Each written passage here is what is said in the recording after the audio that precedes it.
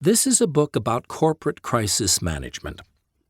We focus on the U.S. public company because crisis management in that business context is, arguably, the most difficult and complex.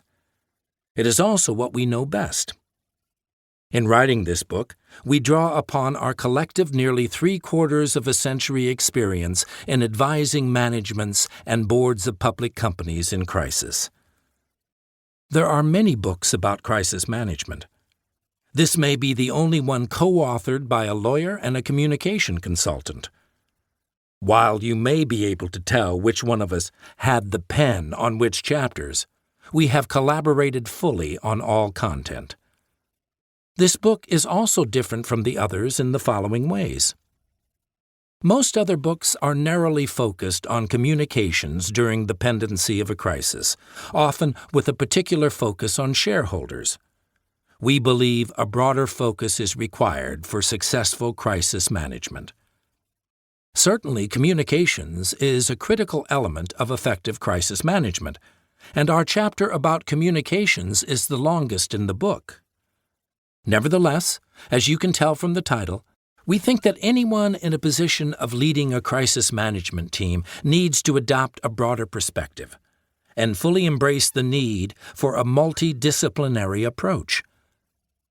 Despite the fact that the various disciplines will not always align in their recommendations, a leader must insist on full collaboration, even under stressful conditions. Clearly, actions taken during the pendency of a crisis deserve intense focus.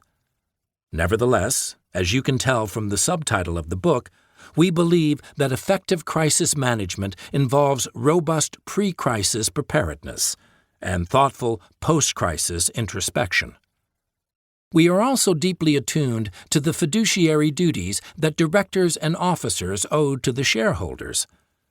Nevertheless, in an age of emphasis on all stakeholders, but also to optimize outcomes for the shareholders, we believe that both the leader of a crisis management team and the board of directors will best serve the company's interests by adopting a perspective broad enough to consider the impact of the crisis and how it is managed on all of the company's constituencies, especially the employees.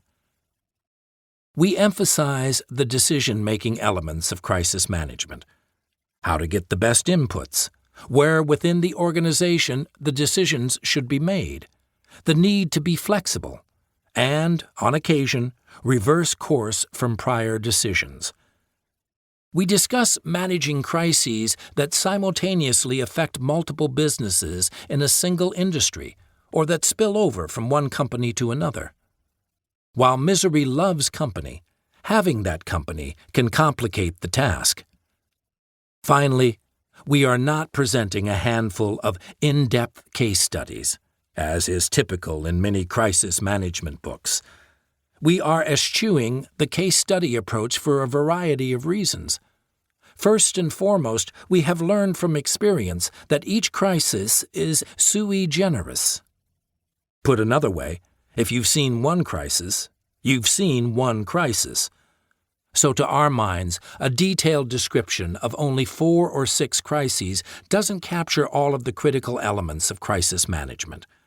And because some of the crisis management case studies we could best present in detail are those where we were professionally involved, we have ongoing obligations of confidentiality and can't talk about them. Our approach is to provide the listener with a mostly anonymous amalgam of lessons learned across all disciplines, from both crises where we had a front row seat and those that we have observed from afar.